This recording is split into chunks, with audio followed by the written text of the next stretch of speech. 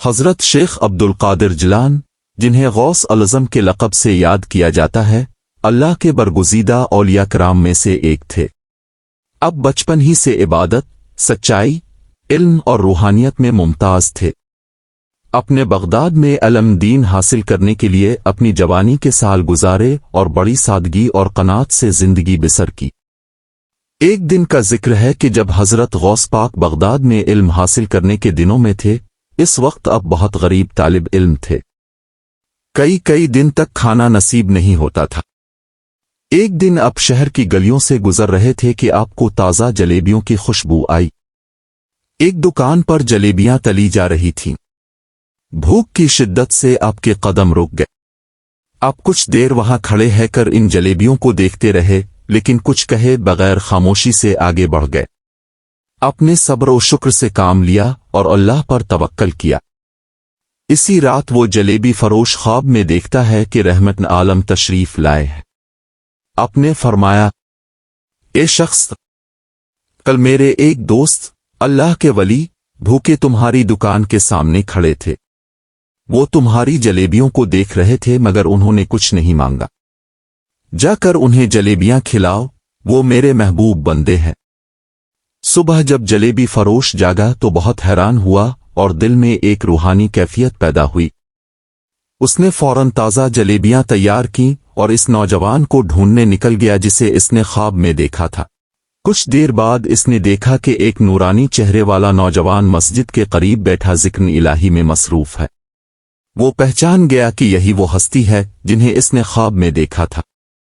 وہ عاجزی سے آگے بڑھا اور عرض کیا، اے جوان، براہ کرم یہ جلیبیاں قبول فرمائیں۔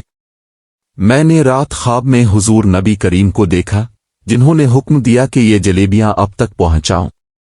حضرت غوث پاک مسکرائے اور فرمایا، تم خوش نصیب ہو کہ تم نے نبی کریم کے حکم کی تعمیل کی۔ میں بھوکا ضرور تھا مگر میں نے کسی سے نہیں مانگا، صرف اللہ سے مانگا اور اللہ نے میرے لیے تجھے بھیج دیا۔ آپ نے جلیبیاں کھائیں اور اس جلیبی فروش کے لیے دعا فرمائی، اللہ تعالیٰ تیرے رزق میں، تیرے گھر میں اور تیرے دل میں اپنی برکتیں نازل فرمائے۔ حضرت غوث پاک کی دعا کی برکت سے جلیبی فروش کا کاروبار خوب ترقی کرنے لگا۔ اس کی دکان پر ہمیشہ برکت رہنے لگی، زندگی میں سکون اور خوشحالی آ گئی۔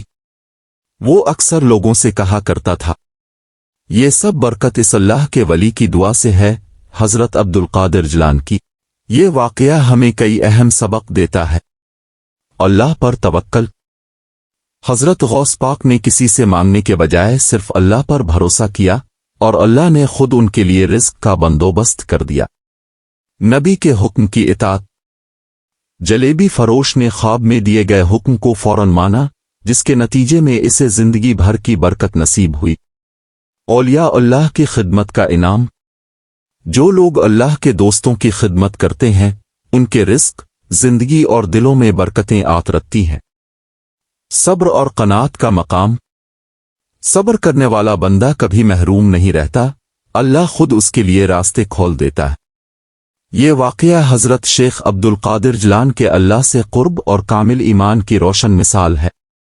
بھوک اور فقر میں بھی آپ کا یقین متزلزل نہ ہوا اور اللہ نے خود انہیں عزت اور رزق عطا فرمایا، جیسا کہ قرآن کریم میں ارشاد ہے، اور جو اللہ پر بھروسہ کرے تو وہ اس کے لیے کافی ہے۔ سورۃ الطلاق آیت 3۔